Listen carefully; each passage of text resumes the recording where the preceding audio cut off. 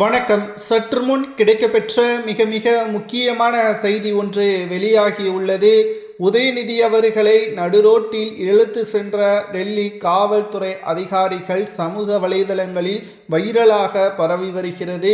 ஏனென்றால் தற்பொழுது தேர்தலும் நெருங்கிவிட்டது. திமுகவின் ஊழலுக்கான ஆதாரங்களையும் அமலாக்கத்துறை அதிகாரிகள் சேகரித்து விட்டார்கள். எப்படியாவது இரண்டாவது முறை தமிழ்நாட்டின் முதல்வராக வர வேண்டும் என்ற கனவோடு ஸ்டாலின் அவர்கள் இருக்கிறார். அதற்காக சுமார் 19 கட்சிகளையும் தனது கட்டுப்பாட்டில் கூட்டணியில் வைத்துள்ளார்.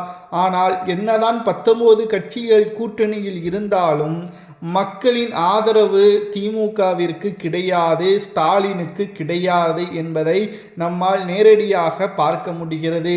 இந்த ஒரு மாதத்தில் மட்டும் மகளிர்களுக்கு, குடும்ப தலைவிகளுக்கு, முதியோர்களுக்கு வங்கி கணக்கில் பணங்களை செலுத்தி வருகின்ற ஸ்டாலின் அவர்கள் மின்சார கட்டணம், பால் கட்டணம், பேருந்து கட்டணம் அனைத்தையும் உயர்த்தி அவர்களது வாழ்வாதாரத்தை தாழ்த்தி கடைசியில் தற்பொழுது 1000 ரூபாய் வழங்கி திமுக நன்றாக ஆட்சி செய்கிறது என்பதை மக்களிடம் கொண்டு செல்வதற்கான முயற்சியில் ஈடுபட்டு வருகிறது. ஆனால் மக்கள் ஏமாளி கிடையாது. இதற்கு முன்னால் இருந்ததை விட இப்பொழுது தெளிவாக மாறிவிட்டார்கள். யார் நல்லவர், யார் கெட்டவர் என்பதை புரிந்துவிட்டார்கள். இந்த ஒரு சூழலில் இப்பேற்பட்ட ஒரு நிலைமையில் திமுக தோல்வியின் விளிம்பில் இருக்கக்கூடிய இப்பொழுது ஸ்டாலின் அவர்களது மகனும் துணை முதல்வராக இருக்கக்கூடிய உதயநிதி அவர்களை விசாரணைக்காக டெல்லிக்கு அழைத்து செல்ல வேண்டும் என்ற முடிவில் தற்பொழுது டெல்லி காவல்துறையினர் இருப்பதற்கு காரணம் என்ன தெரியுமா? அவரது நண்பர் எடுத்த ஒட்டுமொத்த தவறான பழக்க வழக்கத்திற்கும் அமலாக்கத்துறை அதிகாரிகள், சிபிஐ துறை அதிகாரிகள், பாதுகாப்புத்துறை அதிகாரிகள் அவரை கைது செய்ததுதான். மேலும் இந்த வழக்கு விசாரணை கிட்டத்தட்ட 1.5 வருடங்களாக நடைபெற்று கொண்டிருக்கிறது.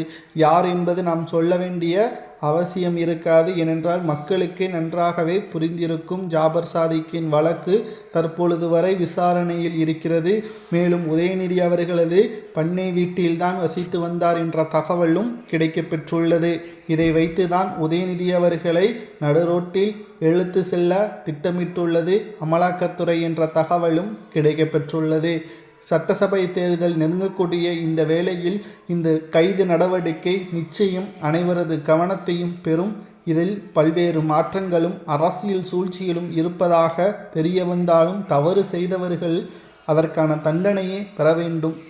உங்களது கருத்துக்களை கூறுங்கள். உதயநிதி அவர்களை கைது நடவடிக்கை செய்தால் அது திமுகவின் வெற்றியே நோக்கி செல்லுமா, தோல்வியை நோக்கி செல்லுமா என்பதை கமெண்ட் வாயிலாக கூறுங்கள்.